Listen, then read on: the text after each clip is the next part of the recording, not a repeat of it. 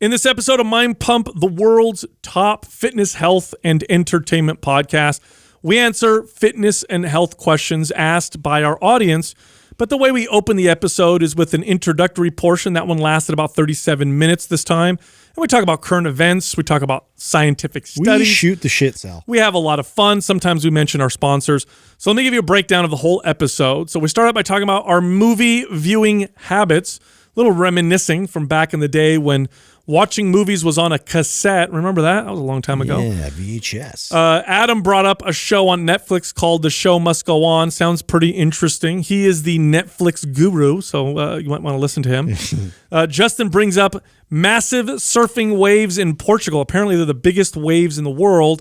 We talk about the small earthquake that happened right before we started the podcast. Scared the poop out of Justin. Actually let out just a little nugget. Couple nuggets. I talked to Adam about stealing our Paleo Valley meat sticks. He actually took the box home. Meat thief. And now he's enjoying them himself. Now, Paleo Valley makes some of the best meat sticks, grass-fed, that I've ever had. They are delicious. They're high in protein. They're, again, grass-fed. If you want to get them, use the Mind Pump discount. Here's what you do. Go to paleovalley.com. That's P-A-L-E-O valley.com/Mind Pump. Use the code MindPump15. That's the number 15 after the word Mind Pump, and get 15% off your first order. Then we talk about Chris D'Elia. He's that funny comedian that apparently people are accusing of being a total disgusting creep. Yikes. Talking to underage girls and stuff like that. Kind of weird. We talked about the most effective marketing and how you're probably being sold and not even realizing it. We talk about a new gaming console coming out by KFC. Is this real? Then we talk about Justin's midlife crisis. The guy is he's suffering from a crisis right now, and he might be doing things that he's going to hurt himself with. Hey, I'm not going bald. Now, speaking of someone who doesn't care about his midlife crisis, we talk about my new car choices. I got 2 choices. Maybe you can DM me and help me pick one. And then we talked about the first FDA-approved video game for ADD. Speaking of which, we've gotten lots of anecdotes from people who have used Brain.fm's sounds and music to help them with their ADD. I'm one of those people. Whenever I'm doing some focused work, I put on my headphones, I play the focus section from Brain FM, and it really helps my concentration. You can get 20% off all of their songs and subscriptions if you go to brain.fm/Mind Pump. And then we talk about how the brain evolved to be so smart. It probably happened because we were hunters on the savannah. Then we got into the questions. The first question, is muscle memory a real thing? The next question, this person wants to know all about the glycemic index and is it important?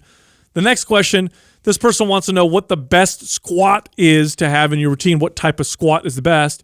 And the final question, this person wants to know what our business plan looked like when we started Mind Pump.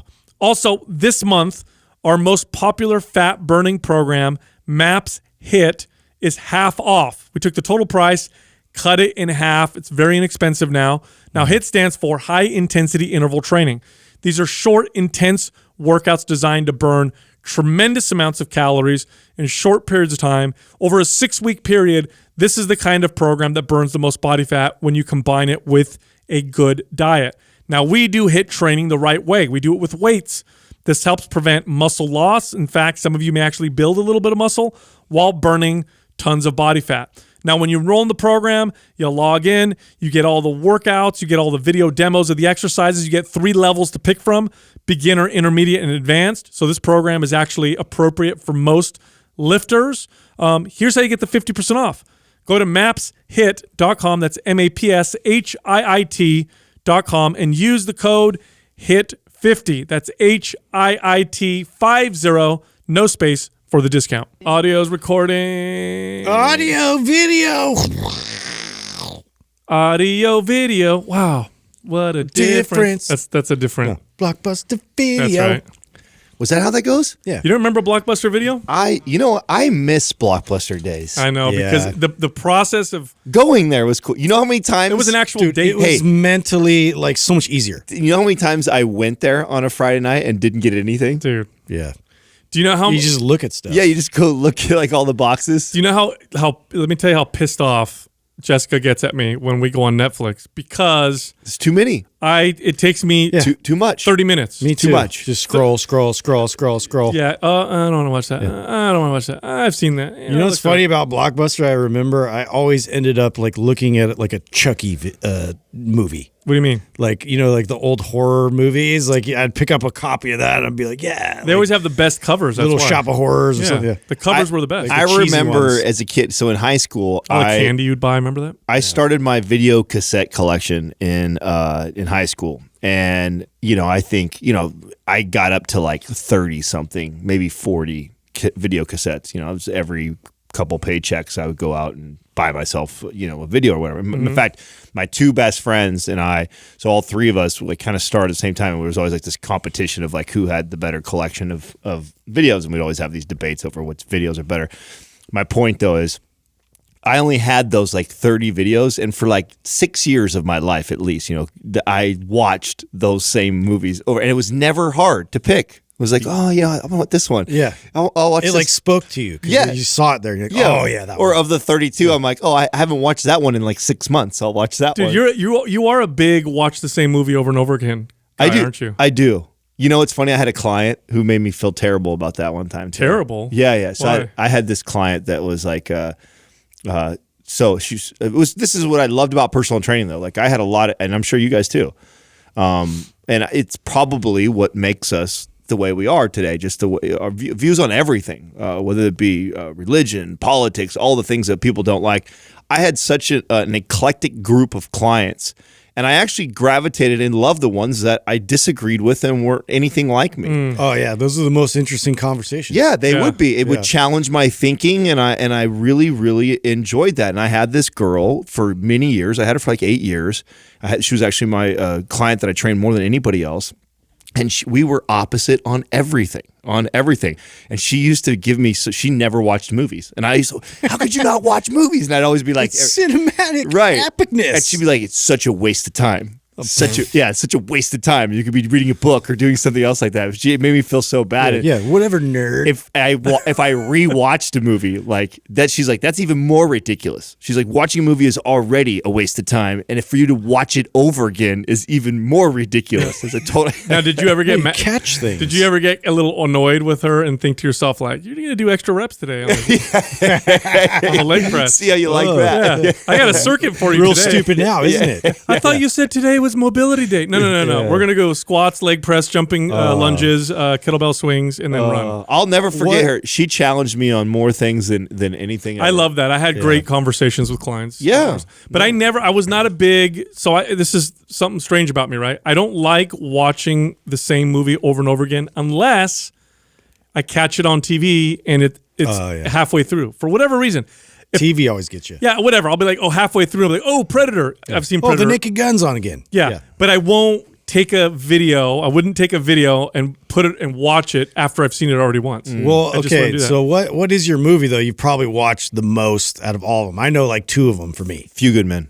Few Good Men. Yeah, that's up there with one that I've watched that 100. Dude, Big Lebowski. Really? I could quote that like I've up watched and that. down. I've watched that Like up a there million too. times. Not quite as many as Few Good Men, but that's up there. So for me, besides pumping iron, which I could literally, if you turn it on and push mute, That doesn't surprise me at all. if you turn it on and That's push up. mute, Hey, that's up there for It's me a great too. one. It's But a that's good one. that's for different reasons. I could see you I know, like I just watching thought, that at yeah. like 10 o'clock at night. Bro. It like sounds like working out with it. Yeah. no, Yeah. dude, listen, Yeah. you could, It's you like could, humming. if you Yeah. put it on right now and pushed mute, I could, from the music to the words, I could do the whole thing.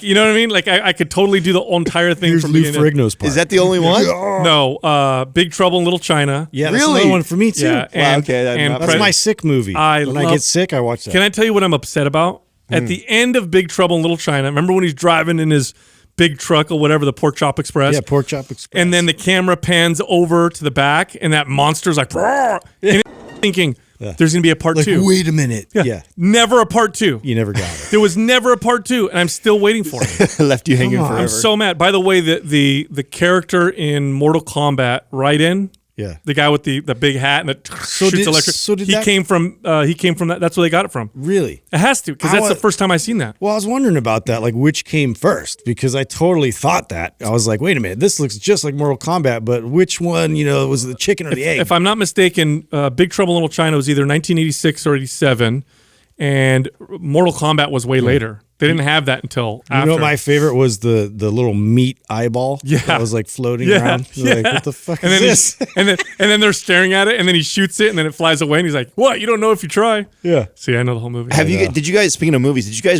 have you guys seen The Show Must Go On right now on Netflix? No. God, you know what? I'm so Yes, you watch the most TV. Yeah, I do. You win. You win. I don't know why you always assert that. He's like so disappointed. That is every not time the point of me bringing this up. Oh, I is thought to you got tell disappointed I again. am the movie champion. I am not bragging about that at all. You guys are worthless. Listen, anybody who's got a kid under 1 year old has to understand. Yeah, you that's know what I'm true. saying? Like he's just barely crawling right now. Like we get stuck in a position for a long period of time, a lot. So Yeah, I have get it. absolutely watched more television in the last year than I have probably in my entire life. Dude, for you're sure. you're like my critic or whatever. If I want to watch something good, I've actually done this a couple times. I'll text you, but hey, is this good? On Netflix, that's not good. Yeah. So I like that though. I'm like really into that stuff. My buddies and I are like we're like this. I've been that way for a long time. But here, the point of me bringing The Show Must Go On,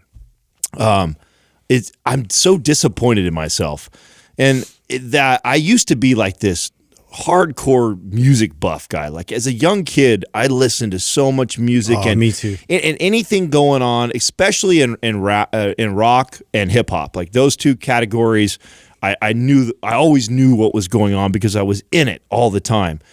And so I'm watching this. The Show Must Go On. It's about Queen. Oh, cool. Okay, so One of my favorite groups. They're the best. yeah, let me tell you how like out of the loop I am. I had no idea that they were touring with Adam Lambert. Did you guys know this? Oh yeah, Yeah, I knew that. Yeah, he's taking the I place did of not know that. Freddie Really? Mercury. Yeah. Yes, I did not know this. Yeah, Okay. dude. So when I felt like first such an idiot. when I first watched American Idol, American Idol, yeah. when he lost, which was complete bullshit. I know they had people voting, but I think it was bullshit. Saga. Oh, he Real man. crushed. He's so much better. When I would hear him sing, there's only one other person I think that could do Freddie Mercury better than Adam Lambert, and that's this guy named Micah. I don't know if you guys have heard of him, but he sounds just like Freddie Mercury. There's a song he does. I can't remember. It'll come to me. But Adam Lambert does a phenomenal job. Oh, incredible. Yeah. I really was. I mean, it made watching the show great because I was like so out of the loop on all that. I didn't know any of that. But they're like making a huge comeback. Oh, Yeah. so this is all about Queen actually now, like in present. Like what Yeah, they're doing. so it really is more about them present, and then like the whole history behind how they found Adam Lambert, how that all came together, and that their whole story. But then they also pull back from interviews, original interviews of like Freddie Mercury. It's a really well done. Yeah. Have you seen also with like Journey how they found? Yeah, their I do new know that. singer, So I and knew then that, right? So the Asian Alice guy, in right? Chains too. Yeah. No, I didn't know Oh, that. Alice in Chains' new singer is Grace great. Kelly. Grace Kelly. That's the song by Micah. If you listen to that, you will, and he actually mentions Freddie Mercury in it.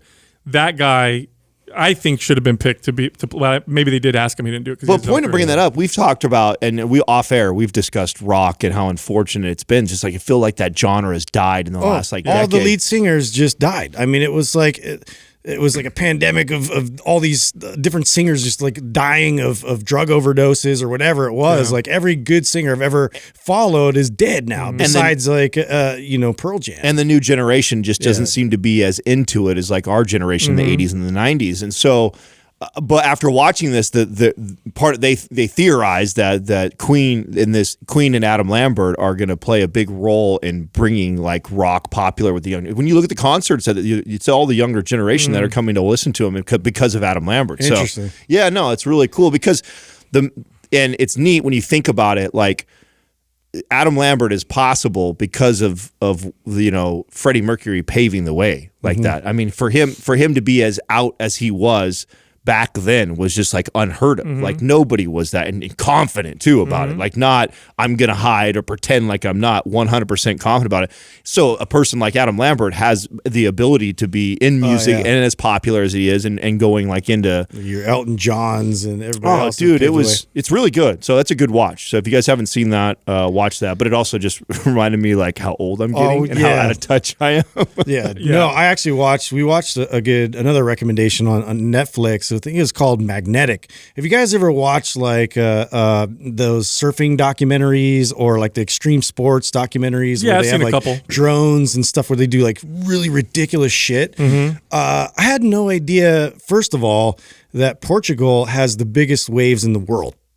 I thought Maverick is. No. Now- this trumps that. Now hold on a Really? second. Are they Yes. so big? Because I think there's two qualifications. I think- Unrideable? yeah, like the ones that they have to tow you out to. Yes. Versus the ones that you can Yes. go out to yourself. Yeah, you have to. You can't even go out there without somebody pulling you on a ski-doo or whatever. Yeah. And so they were showing this through all the footage. Oh my God. Like I got so much anxiety watching these people go down. Like every now and then there's a big swell. And so it breaks off this point. And it's just like the biggest waves I've ever seen ever. It looks like Like a building. it looks like a different planet. Like, I'm looking at like another planet's ocean. It's so crazy. I guess like the world record of somebody actually like going down and surfing one of these waves was 80 feet. Wow. So Wow. it was 80 feet foot tall wave. Dude, that's a monster. Yeah. That's scary. If that crashes on you, It's you're fucking dead. crazy. I thought Mavericks was the biggest. I didn't know that. It is one of the biggest, but it's not. I guess this one is even bigger. If I'm not mistaken, I could totally be wrong. I think Mavericks might be the biggest that you can go out to on your own. And I think that the Portugal ones are the ones that they have to tow you out to. So in terms of sheer size, I think Mavericks, they still tow you out. do they? Too. Yeah, They do, huh? Yeah. People are insane. I was watching yesterday a documentary because that's what we do when we're bored. I watched a documentary on how they built Hoover Dam. You guys ever look I into think that? I might have seen that. Is it older? It's old. It's Okay. old. But anyway, you want to talk about crazy engineering and insane I think I've work. seen that. These guys were on ropes Didn't and they- they're swinging in and putting dynamite in the Didn't they lose like a ton of people like every year building it? Like a bunch of people died doing Bro, it. Right? they had to divert. First, they had to divert the Colorado River, which was an insane. Then they had to, and they also had to build the tools and build the machines that were allow them to build these massive, tubes and things that go into this big dam. It was crazy. I had no idea. Hasn't it been? Some people try to make a case of it as being like the eighth wonder of the world type of deal because it's so crazy. and Well, so impressive, trip off this, right? I didn't know this. So I did know this a little bit, but I didn't realize they did this. So you know how 96 men died. was it 96? Oh wow. Are you guys okay? So you guys have mixed cement before, right? Yeah. Do you know how the chemical reaction or whatever that makes the cement harden? It makes it feel warm. Have you guys noticed that? Yeah, initially, yeah. Yeah, it lets out a little bit of heat, right? There was so much concrete in Hoover Dam that they had to install metal tubes that circulated refrigerated water throughout the whole thing while they were letting it set, because otherwise it would generate too much heat. Oh wow! And so for Hoover Dam at the time, they built the largest refrigerator ever in order to produce this. And then those tubes they filled with grout. So those tubes still exist in there. I didn't know this. Oh, I didn't know that. I don't remember that. Little interesting Little fun stuff. fact. Anyway, so let's be honest real quick. How hard did your butthole pucker when the earth shook a little bit? Dude, that just 15 happened minutes before ago. we went on air. Dude. Yeah, I was like, I called this. I'm like, dude, you know what's gonna happen? We're gonna get another earthquake, and so this was like just a little sign that like there's something else coming, dude. Watch Dude, out. It's like Yeah. shook a little bit. I mean, locusts, boils, like we're due for all these things. Like we've got everything else happening. yeah, I feel like 2020 is a shit show already. Oh Right? my God, bro! I told you we Please. started this year out like a massive head injury for me, please don't have a huge earthquake. This is the wrong time for that shit. You know? or the right time. I feel like we're- shake everybody out of their shit. I feel like it was a 3.6. Look at that. I feel like we're in a video game and the kid playing the game is now kind of bored. And he's like, let's see what happens. Yeah. Let's see what Let's shake them around a little bit. I already got all the, all the money I need or whatever, the coins that I've collected. Let's just fuck with these people for a little bit and just see what, let's shake the ant colony. Doing all the bonus and things. see what they do. Anyway, I got a bone to pick with you, Adam. Oh yeah. Yeah, dude. Let's hear this. So So we all are equal partners of this company. Here it comes. Yeah, we all founded this together. You know what I mean? Yeah. Right. We saw his net worth on some website. What the hell is that all about? But anyway, we're all equal partners. And so when companies that we work with send us product, it only is fair that we share Oh God, that product. Are you still gonna give me shit about the beef sticks right now, Bro, Paleo. Okay, man. so Paleo Valley, for the audience who doesn't know, they make these incredible grass-fed, the best beef sticks I've ever tasted. This is not exaggerating. I'm not just saying that. It's one of the reasons why we decided to they're work amazing. with them. They sent us this huge box of them, and they're amazing. They've protein. They taste good. I love them. They super easy to digest.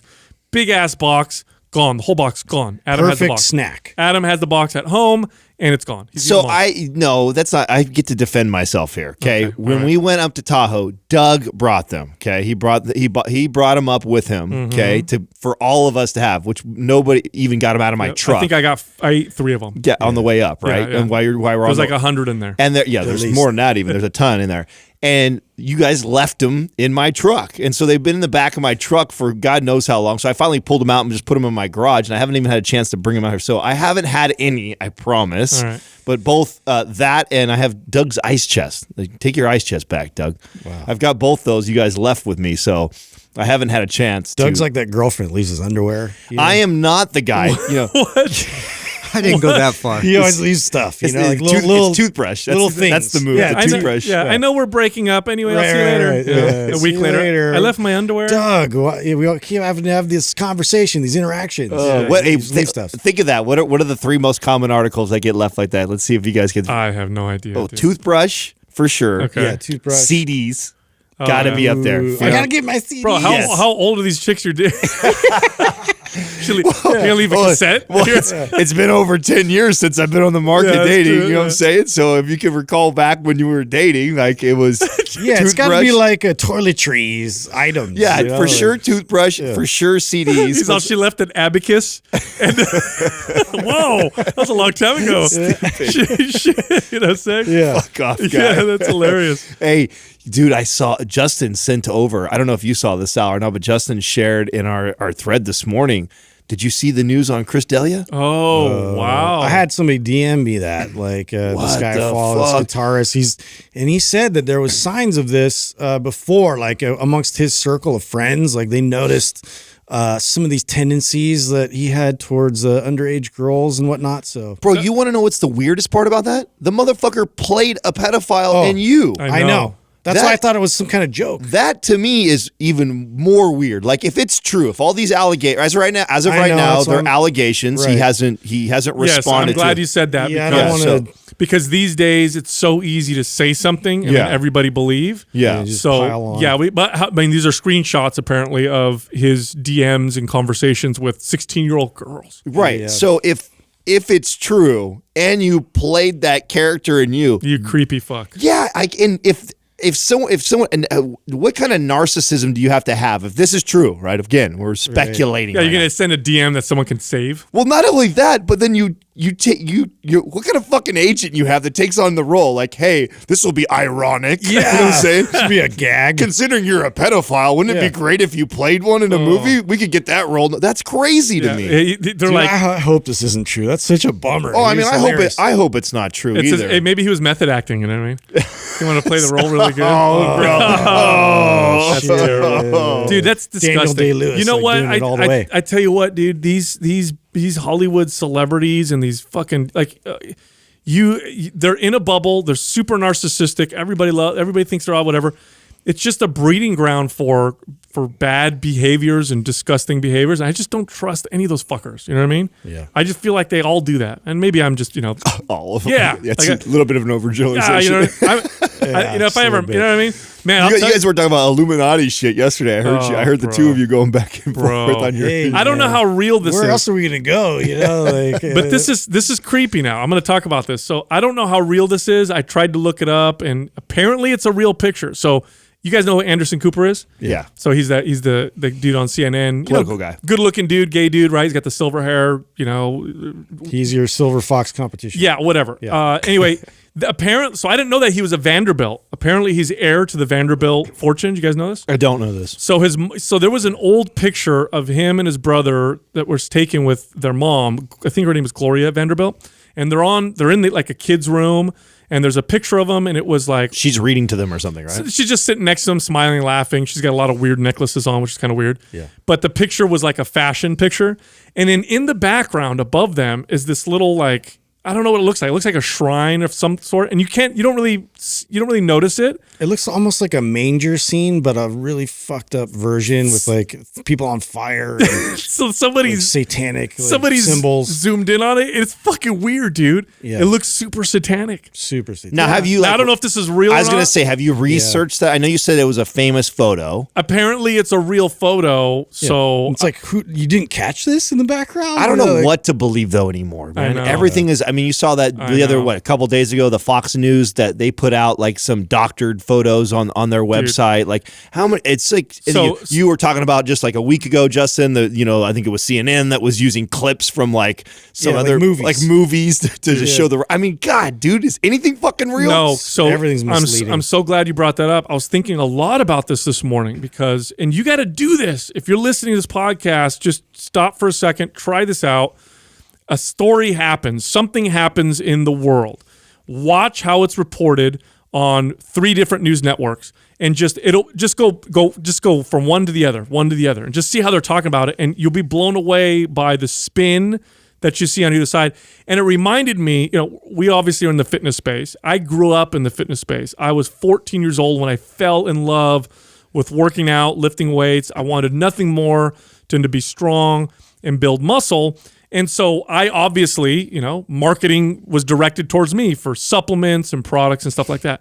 The most effective marketing by far, and this is a fact, the most effective marketing is when you don't know it's marketing because your walls are down. And I remember as a kid buying Muscle and Fitness, Flex Magazine, Iron Man, Muscle Media 2000, Muscle Mag. I bought all of them.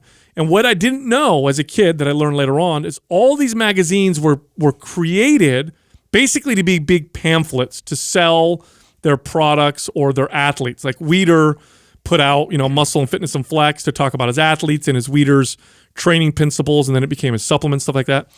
The articles in the magazine sold me way harder than the advertisements because I'd see the ad and I knew that the ad was an ad. Right. But then I'd read an article, and the article would be titled like, why you should be eating a shit ton of protein. I'm making up an article, but it was something like that, right? Or new study shows that this compound burns body fat. And I thought that this was real reporting. And I'd read the article and I'd be like, whoa, like I need to get my hands on Smilax, which is some bullshit herb that they said raised testosterone back in the day, right?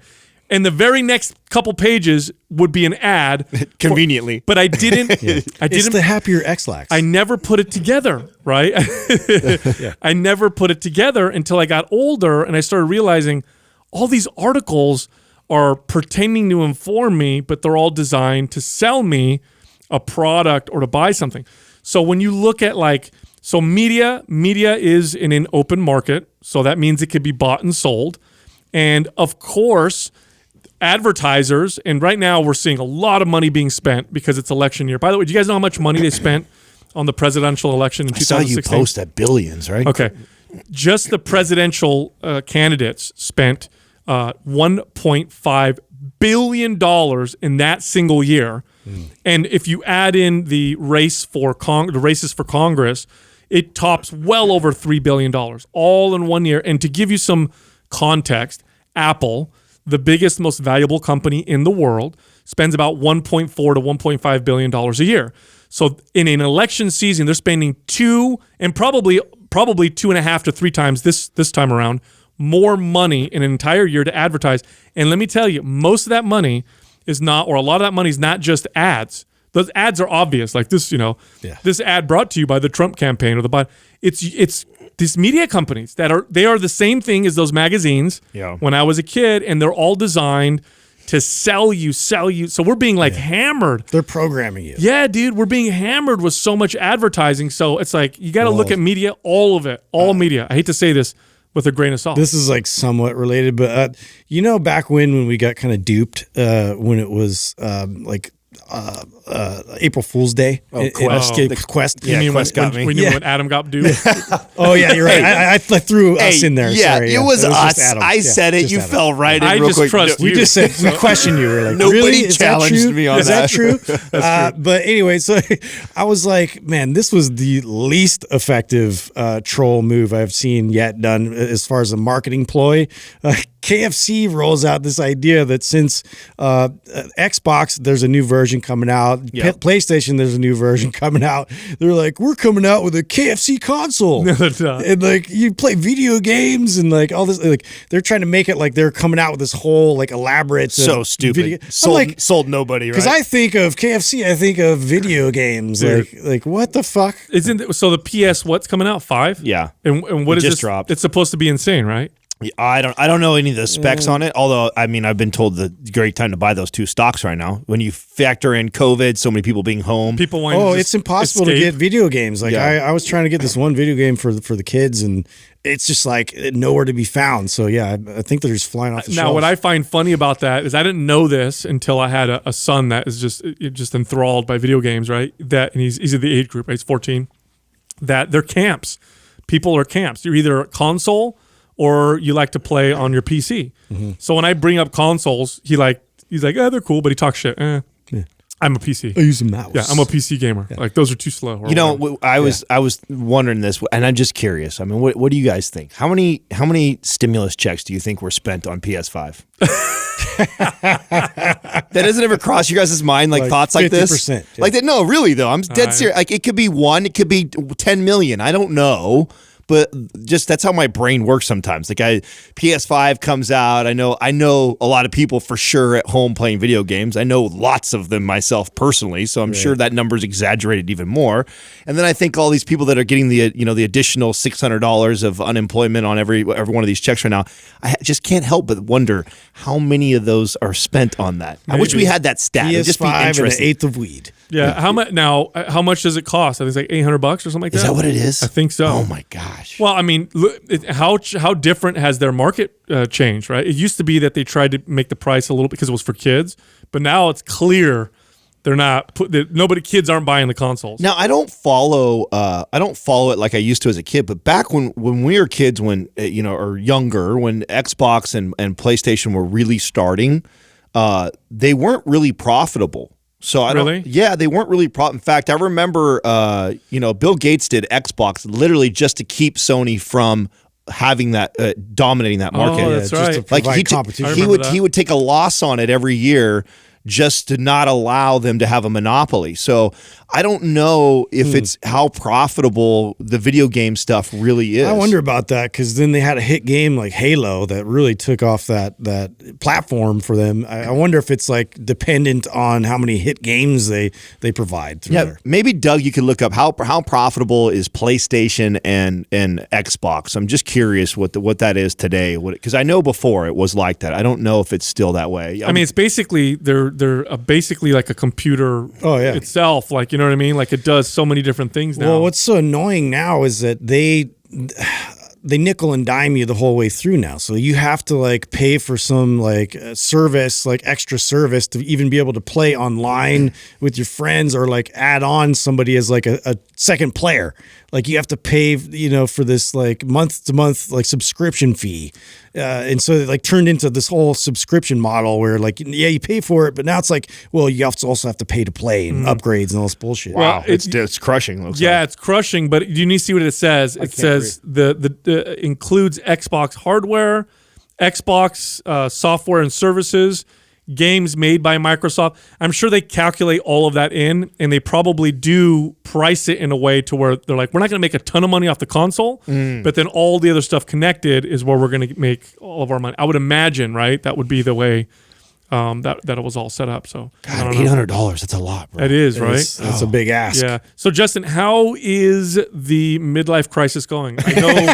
I know you've been. Did you order your bike yet? Yeah. How funny is that our buddy I did. Lawrence, literally the next day, okay, we just talked about this on the podcast, yesterday or the day before. Yeah. The next day, I get tagged in a post of his, and he's doing a jump, And he's like trying to get together. If those that are listening, Lawrence is a friend of ours. He's 40 also. And he's doing this, right? And he's trying to get together. Hit us all at the same time, I guess. Yeah, dude, that's weird. To start BMX together? Yeah, it's weird. Like Someone's going to break a hip. But it's not weird. I'll tell you why it's not weird. Because basically, like, okay, lockdown, everybody's got nothing to do. Like, think about it. Like, you're going to ride your bike. You're going to try and get outside. You're going to, like, people are just tired of like being inside the house and doing nothing. And then it's like you go back, you revert to like when you're a kid, what was fun? Riding bikes, jumping bikes, doing all this. There's a big movement with BMXing right now that I had no idea was a thing. Yeah. And it's awesome. There's all these pump tracks and stuff. So I'm like fully in that mode. I have like 4 bikes right now. I've been like trying to justify in my head to click purchase, because I haven't done it yet. But I'm antsy because I'm just standing there watching my kids jump and do all this stuff off the ramp I built, and then I'm taking them to pump tracks. So. I feel like we're just not. I mean, I don't know. Maybe, I mean, you're probably. I don't know if you're different, but you know, I think the 40-year-old body is a little different, right? Than the 15-year-old. I wake up every day like with my hips kind of hurting from just sleeping on my side. I remember when I was 15, 16, and I was BMXing, I remember falling, and it hurt a little bit, but I got back up.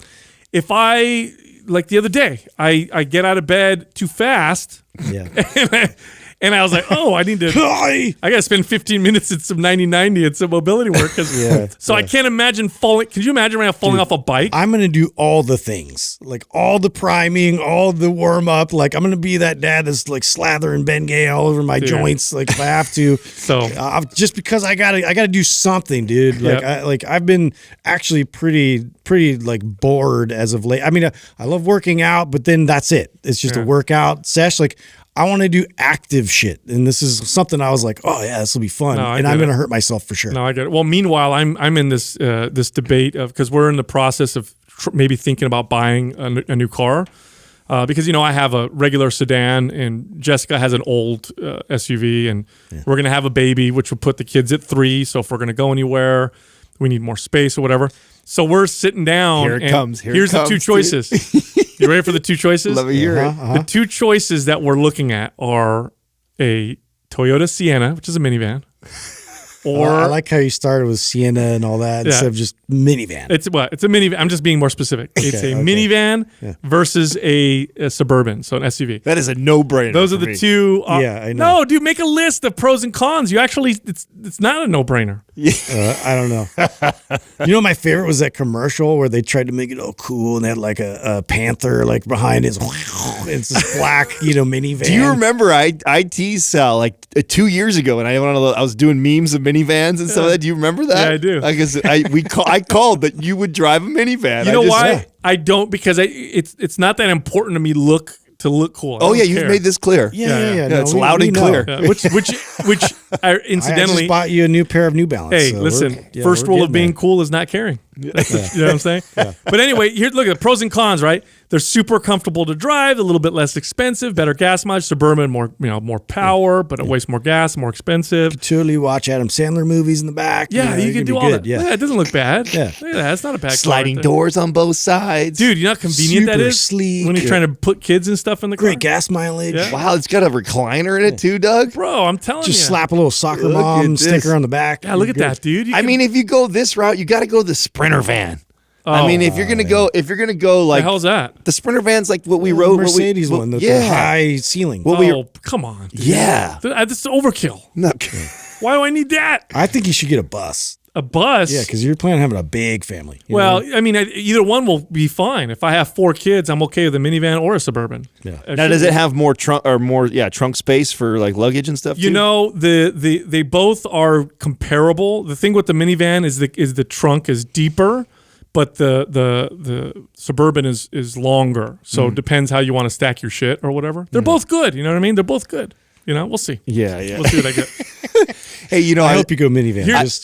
I brought up the video games because I also wanted to bring up first FDA approved video game. Wait a minute. I saw something about this. Apparently, what was it treating? ADHD? ADHD, yeah. Wow. A video game that Yes. Teaches them how to focus, apparently. Isn't that interesting? Yeah. First FDA approved video game. Wow. Thought that was pretty cool. So they're using video games to treat ADD. That's interesting. Well, didn't Brain FM also get some recognition in that regard for treating ADD? Oh, well, they're not approved for that, but there are anecdotes, lots of anecdotes of people who, look, I have, I'm diagnosed ADD, right? So I actually technically have ADD, and Brain FM makes a huge difference. If I listen to that while I work, You always do when you write. Isn't always. that that's Oh part my of your God. routine? that is part of it. And It totally works. It takes about 10 minutes. It takes about 10 minutes and I know this because I'm, my mind's wandering and but about 10 minutes into it, I feel much more focused and I'm much better at what I do. And I've had lots of people DM me about that who said that they reduced their Adderall prescription or that they have their kid. Because look, you have kids with ADD, your options besides like changing their lifestyle, health, sleep, because that all has an impact. You got your kid on a essentially narcotic. So it's like some parents are like, let's use this. And I've had people write me say that their kid does well by listening to Brain FM while they do their schoolwork. Yeah. I mean, it just makes a lot of sense to me to try that out. It's not invasive. You're not putting chemicals, in your kid's body. At least give it a try. Yeah. So speaking of studies, a big study came out that connected more muscle mass to a stronger immune system. They actually showed that immune cells, you can produce more immune cells because there's one cell that can be turned into these immune cells that's stored in muscle mass. So according to this article, and they tested this with rats and animals and whatever, and we've already speculated this with humans. We find that people with more muscle mass just seem to survive illness better than people with less muscle mass. And so they found in the study that they literally connected more muscle to a stronger immune system. Another reason to lift weights and build muscle. Yeah. So you have a better, healthier, stronger immune system. How weights. cool is that? Very cool. Isn't that great? One more interesting study. This was done by the Northwestern University. So they theorized that the savannas that humans evolved in provided prey with spaces to hide, predators with cover for sneak attacks. The habitats helped give rise to planning strategies. So the reason why, typically speaking, predators have bigger brains than prey. So if you look at across the whole animal kingdom, what you tend to find are carnivores or predators have bigger brains than prey. And now why is that? Because prey tends to eat more plants. Plants, you don't need to plan, strategize, hunt. You find the plant, you eat it, not a big deal. When you're hunting, Plus you your have to, eyes are back. yeah. Further. When you're hunting, you have to observe. You have to oftentimes you strategize. If you've ever seen lions hunt or wolves hunt, for example, they hunt like packs. Dolphins, killer whales, same thing. Humans, of course. So that having to develop that strategy to catch and kill such nutrient-dense food, because meat is the most nutrient-dense food you'll find on the planet, both in terms of calories and in terms of micronutrients. You have to be smart. You have to be very, very intelligent and smart. And so they think that this was one of the main evolutionary pressures that caused humans to develop such high intelligence, was the fact that we had to learn how to hunt and track and kill Problem solve. these animals. So kind of cool, right? Very cool. Yeah. It's cool. All right. First question is from Wyco. Is muscle memory a real thing? Yep. 100%. It just gets real I think thing. it just seems like it, because it's a weird name, why people question it. Yeah. Yeah. Like, how does your muscle actually have memory? It doesn't, Yeah, it doesn't it's make got sense. its own brains in there. Yeah. Yeah. So if you've ever had a broken arm or leg or sprain that you've had to wear a cast on or a splint, for weeks or maybe a month or longer, and then when you take it off and you look, we've all experienced this. If you've had a broken leg or arm or whatever, you take the cast off, and most people, if they've never seen this before, are shocked when they look at their leg or arm. It's like so skinny, right? The muscle's totally atrophied because you weren't able to move. Yeah, down regulates. Right. But then when you're starting to rehab and move, you find that the muscle comes back super fast. This is an evolutionary trait. It allows our bodies to kind of get back to where they were before so we could get back to living our lives. And this is true if you build muscle too. If you train and build muscle and then you lose it, it's much faster to regain it than it was the first time around. Well, do the muscles just shrink down? Obviously, you're not like really like getting rid of muscle cells. Like it's just that this is more of a central nervous system thing where the now it responds again and then makes it a priority. Well, wouldn't it be like, isn't it? It's more so like it's a neurological pathway that's been established and been connected very well, and so that still remains the same. The atrophy happens because you're not sending the signal for it to adapt anymore, so then it shrinks down. But then because the pathway has already been established really well, the minute that you decide, hey, I'm going to go back to lifting weights again, it remembers that instead of having to learn that. Like if you've never done a squat, there's a lot of stuff going on a neurological level, the body learning how to communicate in order to perform that. Once you've done that for hundreds, thousands of times, you've now established that pathway. It's there. It's like what, is the saying that, once you learn to ride a bike, you can ride a bike forever type of deal, right? You may not have ridden a bike for 10 years, but you get back on, your body remembers how to do that right away. I would think that it's a very similar adaptation process for building muscle again, is that you've established a pathway, a very strong pathway. You may, even if you stop lifting weights, sure, the muscle atrophies because you're not sending a signal that you need muscle and it's an expensive tissue, so it shrinks or whatever.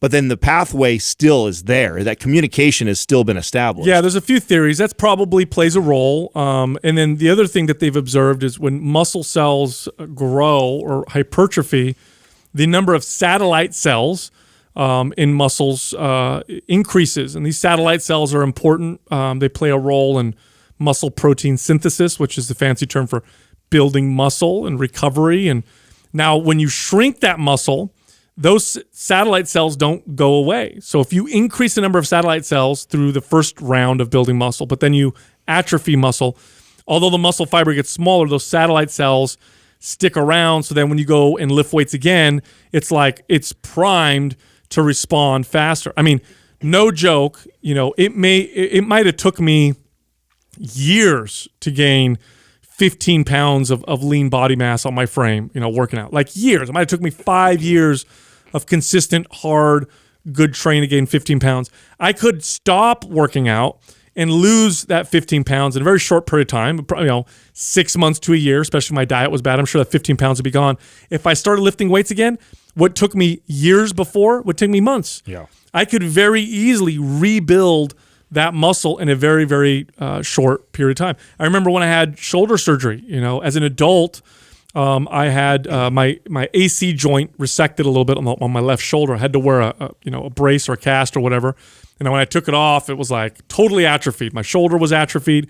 My arm was atrophied. My pec was atrophied. All the muscles that help move the arm were totally weak and skinny.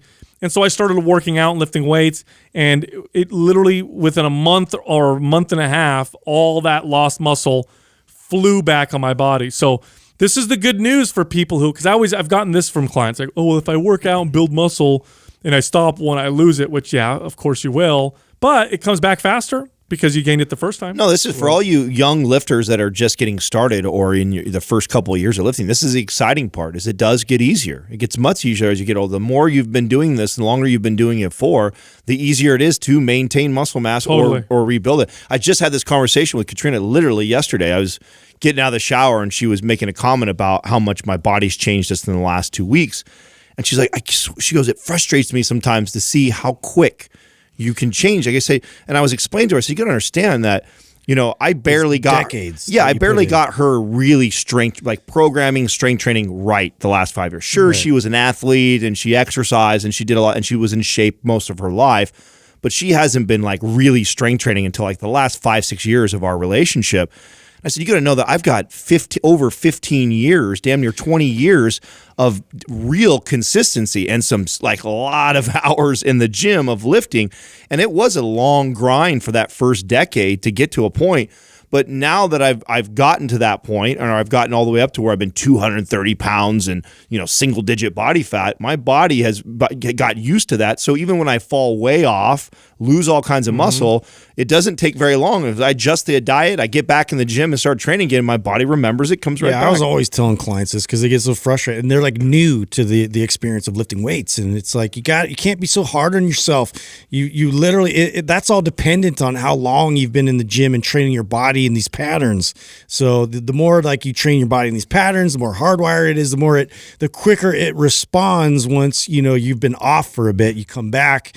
That's still a loud signal that all of a sudden gets turned back on. So yeah, when you get to the point where you've put so much work in, now all you have to do is maintain. That's the ideal place to be. Yeah, as an adult now, it is so easy to maintain, a 205 pound physique. Relatively muscular, relatively lean, super easy. Oh, it took my whole life to hit 200 pounds. It took forever. When I was younger, I remember when I was like, I had to fight to stay above 200 pounds, and if I was just off with anything, I'd shrink really quick. But now that I've maintained that for so long, it's easy.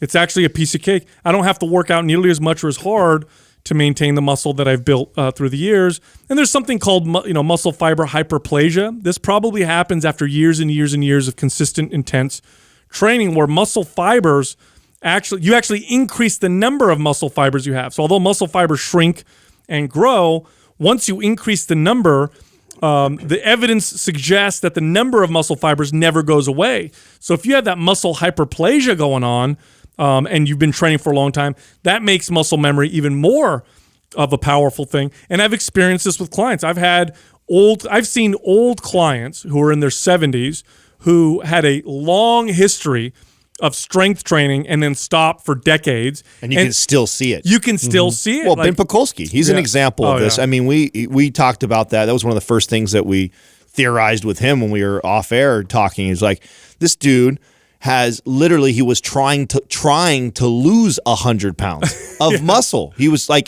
literally fasting, not eating hardly anything forever, not weight training for a long time, and he still looks jacked. But that dude has put so much time under the iron for so long, and for sure he's probably built a bunch more. You look at my dad. My dad's hands and his forearms just permanently strong and muscular, just because he's been working with them for since he was a kid.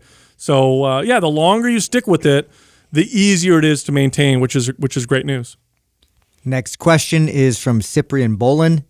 What is the glycemic index and how does it affect our body? How much does high glycemic index food influence a cut when you're trying to get as shredded as possible without losing lean body mass? It's how fast carbohydrates turn into sugar. It really measures just kind of the impact glycemic load on your insulin levels, I guess, on how those carbohydrates get turned into sugar as measured in the blood. Now, here's the thing with the glycemic index. I think there's some value to it, but I don't think that this is like the be-all, end-all. I remember when people really started paying attention to this. It became a standard for sure. Yeah, it was everything. It was like, eat only carbs on the lowest glycemic, eat stay away carbs from bananas. Those are the demon, the fruit out of all of them because they're so high in glycemic. But what it does is again, there's some value to this, but it does, you got to also look at individual responses to foods. Because your blood sugar doesn't just rise because a food gets converted to sugar. Your blood sugar rises also if you eat a food that causes an immune response. So they've done studies where they have people wearing these what are called these continual glucose monitors, right? Yeah, this is so fascinating to me. Like we haven't really had anybody on there to explain it like in full detail, but yeah, it changes person to person based on like how they react to each food. It's crazy. Dude, I've seen people who they'll eat a cookie and they'll see their blood sugar rise, and then they'll eat like an avocado, which has no carbohydrates in it, and their blood sugar will go up even faster. And you think, how is this even possible? Well, if you have a food intolerance, your body's immune system kind of mounts a response. Part of that response is an elevation in cortisol, and part of what happens is your liver dumps out sugar because your liver stores some sugar. So you'll see this sometimes if you're a trainer and you train somebody who is diabetic and you train them too hard. Rather than their blood sugar going down, it'll go up. And I remember the first time this happened to me, I was super confused. I was training my client, and he was like on an almost no carbohydrate diet. He had just gotten diagnosed with type 2 diabetes, and I took him through an intense workout. It was a little too hard. He measured his blood sugar, and he's like, I remember him calling me. He's like, "What's going on?" He goes, "Why did my blood sugar go up? I didn't eat anything. I had I had a little bit of protein, some fats. We did a hard workout. My blood sugar went up. This makes no sense." I trained some doctors at the time, and one of them was a hormone specialist. And I asked him, and he goes, well, if if you train him too hard, it's a stress response.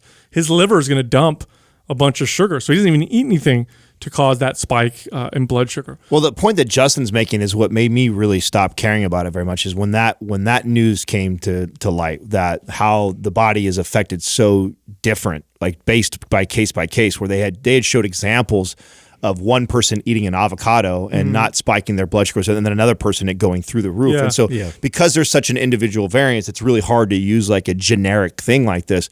I also think that it got a lot of weight or got a lot of pub for a while there, because if you look at the foods and the way it goes to scale, so that very top, we consider 100 on the glycemic index, the highest is alcohol, and sugar alcohol, and then sugar, and then you have like your fruits that are high, like bananas, like you bring up, and then you sort of go down the list, and then you see things on the lower end, like your oatmeal and all that. Or even lower would be things like yams or sweet potatoes, things like that.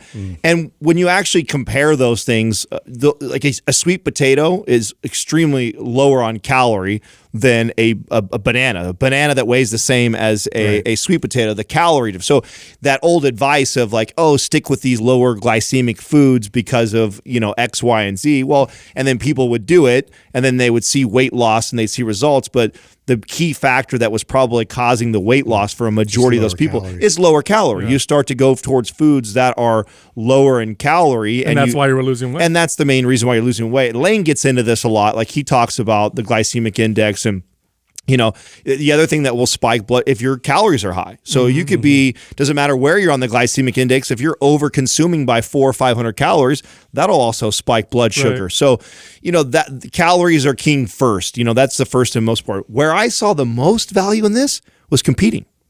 So, and what I used to have to do is I would and where I could see, like I could actually watch the difference, which was really wild.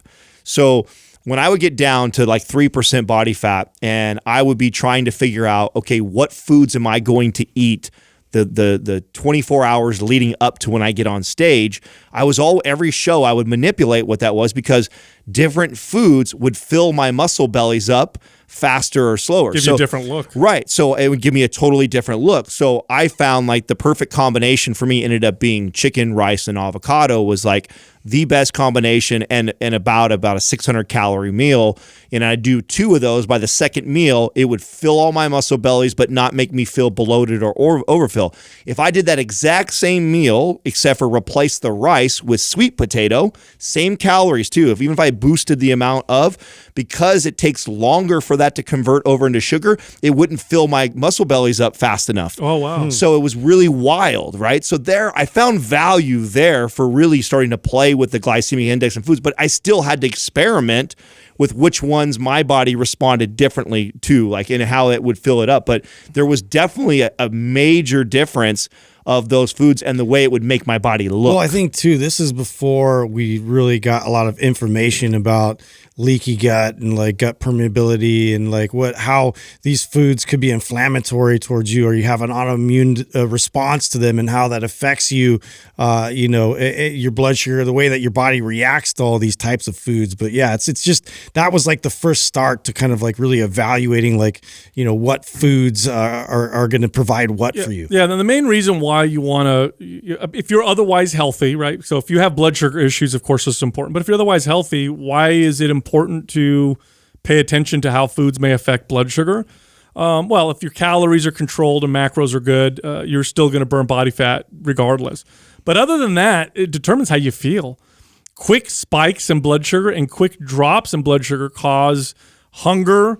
They can cause irritability. They can cause you to feel drowsy, low energy. So that's when this becomes important. Now, can how you feel affect how easy or hard it is for you to eat healthy or unhealthy? Of course it does. So that's when it becomes important. It's not necessarily for the fat gain or fat loss, because calories really make the big difference there, but it's how you feel, and that's why you should pay attention. Next question is from Nikki Sherrill, Power of the Girl. What is the best squat to have in your routine? Front squat, back squat, sissy squat, Should you mix them up or do them on the same days, or is the back squat enough to build legs? Well, okay, so easy answer here. You should do all of them. Yeah. And I think it's important to cycle through them, get good at one, then move to the next. I wouldn't put sissy squats there because sissy squats are more of an isolation movement. So you can't really compare that to a back squat or That's more front like a squat. leg extension. Yeah, more like a leg extension. Now, if I had to pick, so let's make this interesting, right? Let's say you had to pick between a back squat or a front squat.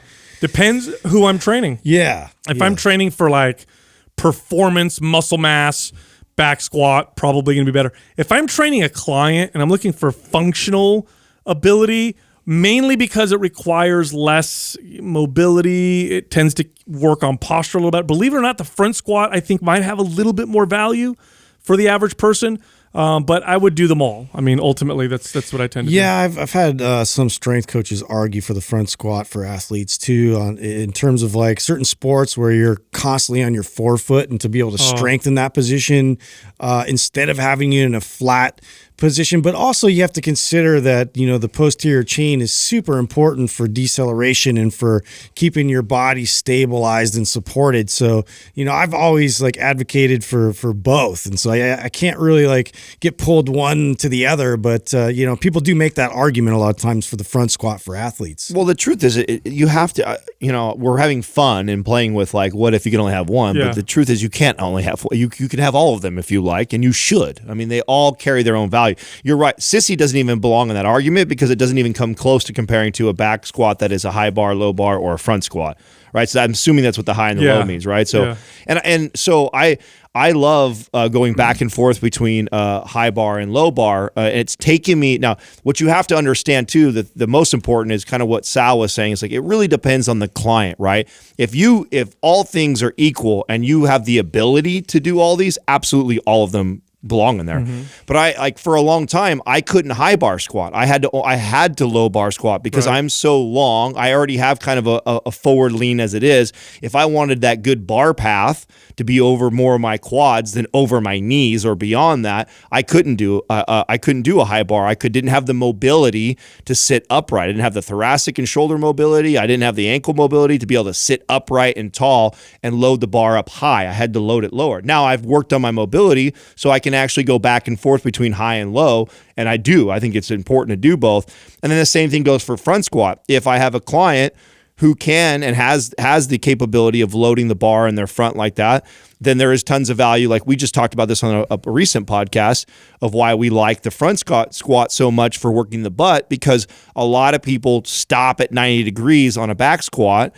And what the front squat does, it keeps them more upright. It typically allows them to get deeper in the squat. So if I'm training somebody who has a hard time getting really deep in their squats, absolutely, I want front squat in there. So, but the truth is, they all belong in your routine. They're all extremely valuable exercises. Yeah, when I was doing a lot of squats, I would have a day with back squats and I would have a day with front squats in the same week. And I trained like that for a long time, and I got great results from doing that. Next question is from Riley Kavanaugh 2. Did you have a business plan when you started Mind Pump that identified how you would like to grow your revenue? For instance, did you have a plan on how much you wanted to receive in advertising, map sales, and merchandise? I love questions like this. Yeah, that's I a good figured question. you would. Yeah. This is an Adam question. You know what's interesting about this is that, and I'm going to speak to one of the biggest, and this is all, of course, hindsight, right? Every time you have a business that succeeds, you can look back and see what worked and what didn't work. But what's interesting about this one, and I see a lot of people having problems or challenges, I should say, with this aspect, is people tend to want to plan everything out perfectly before they take the first step. They want to have this elaborate business plan. How are we going to do this? How are we going to do that? Let's do this, let's do that. And that's, there's a term for that. They call it paralysis by analysis. Now, there's nothing wrong with planning, but and we did talk and plan, but really what we did was we stepped forward and just did it. And as the market responded, as the audience responded, as we started to see what worked and what didn't work, because those things are impossible to predict, we would mold and shift and shape the business. One thing was for sure, we started the podcast thinking to ourselves initially, let's grow an audience and let's have some authority and let's provide lots of value. That was the most important thing the most important thing that we put at the top when we first started. It wasn't until about a year later that we really started to talk about monetizing, but it was only because we had already provided so much value that, no joke, we would get messages and DMs and emails from people asking us, do you have a program? Do you have a product? Is there something I can buy or invest in to support Mind Pump? And that was when we really made the decision to start to monetize. Yeah, I think too, like, I would like to call ours an iterative approach. So like it was all about action in the beginning, but we've tried really hard to refine this process and get better in terms of organization and where, you know, everything's going to be direct. And I know Adam could speak to this like a lot more here in a minute, but that was like the initial bit is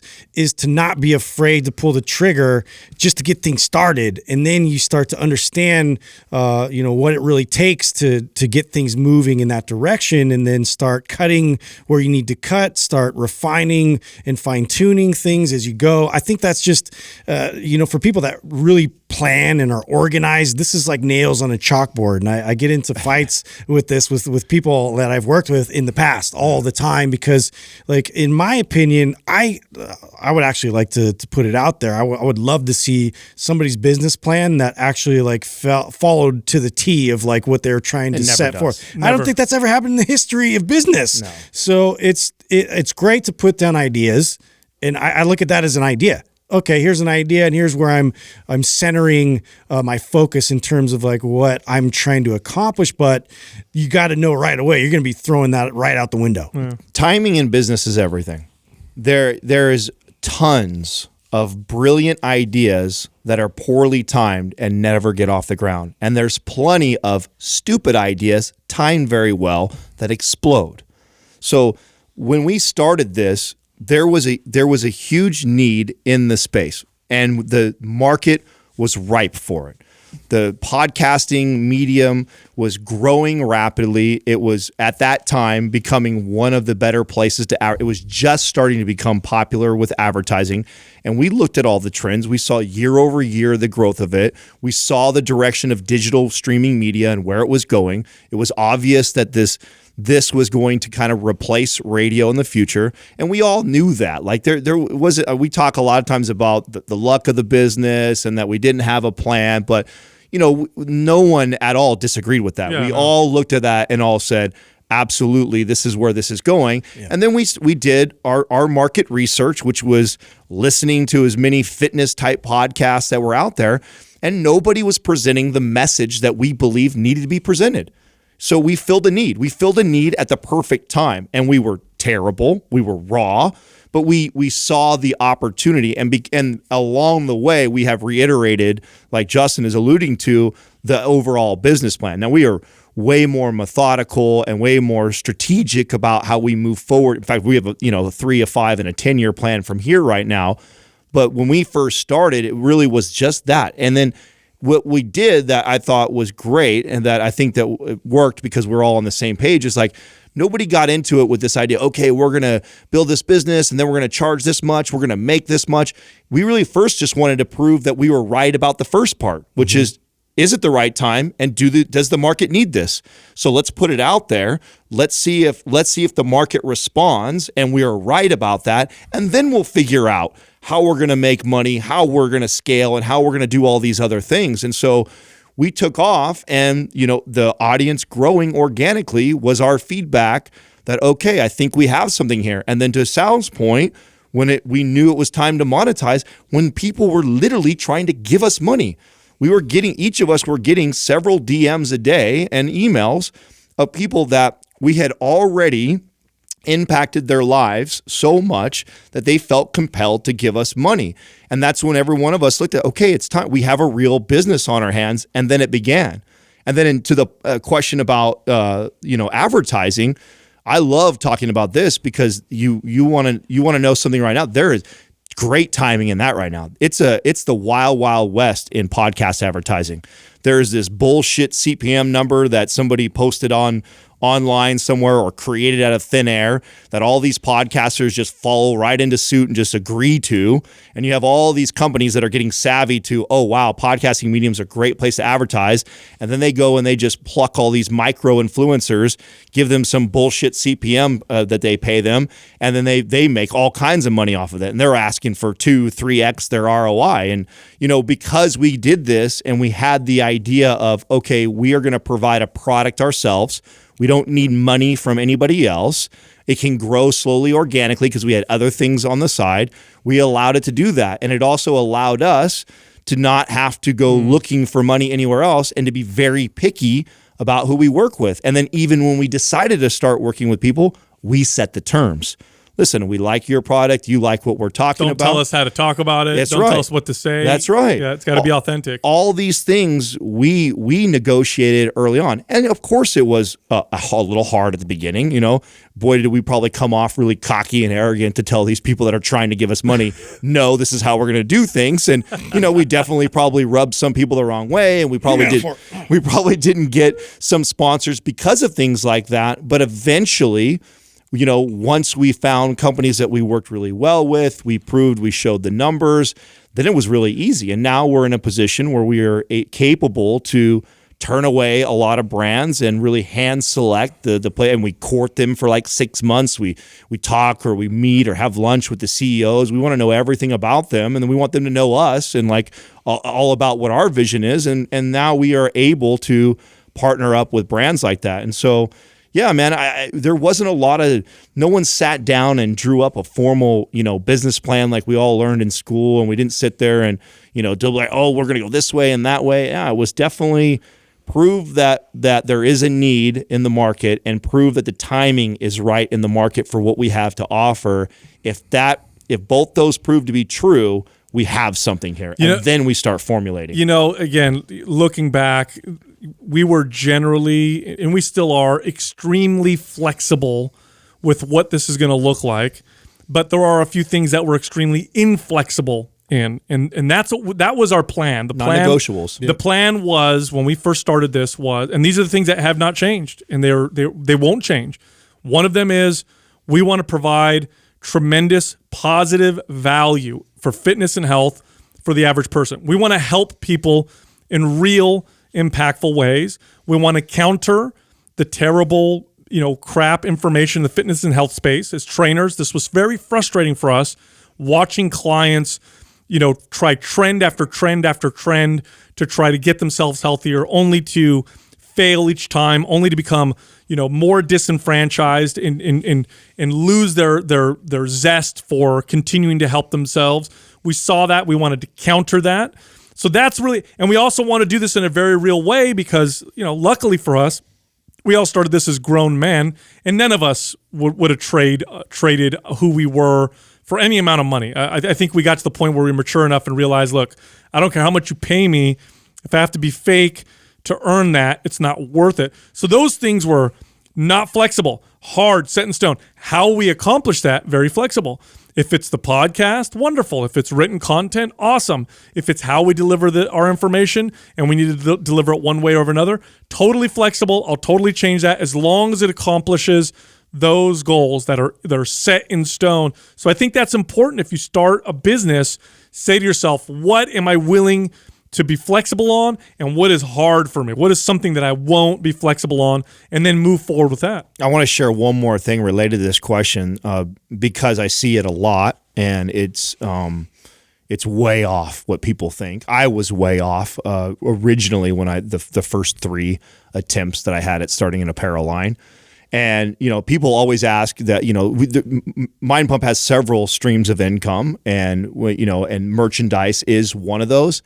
But it is so insignificant compared to everything else that we don't even pay attention to it. If you were to ask Justin, Sal, and Doug right now what we did in apparel sales the last 3 months, I guarantee they wouldn't even know what the number is. Yeah. What's apparel? Yeah, so I feel like we give it for free. But it's the most popular thing that people in the fitness space tend to do is they gain a little popularity on Instagram or YouTube or whatever it is, and then they just want to start this clothing line. And the margins are terrible, and everybody who tells you they would wear your clothes never does. Yeah. And they all want it for free or for cheaper. So there's like no money in it. We literally look at the merchandise. I don't need any more t-shirts. Yeah, we literally look at the merchandise side of the business as advertising for ourselves. So as long as we don't lose on it, and it at least like pays for the people that take care of all the packaging, the shipping, the creating all the shirts, the storing it and all the crap and keeping as long as it pays for itself and covers us being able to give away our free shirts every week, that we consider it successful. But in reality, that thing makes us no money. It wouldn't put gas in fucking Doug's car. It is not a profitable way to build a business. And if you're listening and you're an aspiring entrepreneur and you see so much of it on social media, these influencers that get popularity and then they want to start a clothing line. And then they pretend like they're making so much money, showing pictures of their car and all the boxes they're shipping out and stuff like that. We ship tons of boxes every single day, and it's terrible profit. It's a terrible amount of money, and it's a terrible business idea unless you have got some great designer fashion background, you're a fashionista, right? And you may be the next Ralph Lauren or Calvin Klein. Then by all means, do your thing. That's everybody that starts a t-shirt. Right, yeah. But if you think you're going to buy t-shirts from China and logo flip or put your brand on a t-shirt and you're going to get rich doing that, good luck. Yeah, very, very hard. Look, Mind Pump, your favorite fitness and health podcast, also has written free guides and content. So if you go to mindpumpfree.com, you can download lots of guides on all kinds of different things, from building muscle to burning body fat to improving your health and even becoming a better personal trainer.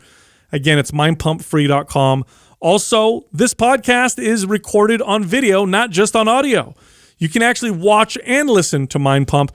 Just go to YouTube, Mind Pump Podcast. Make sure you check that out. We're wearing clothes. Also, if you want to find us in person and ask us questions or just watch what we post, check us out on Instagram. You can find Justin at Mind Pump Justin. You can find me at Mind Pump Sal and Adam at Mind Pump Adam. Hurry before we go away.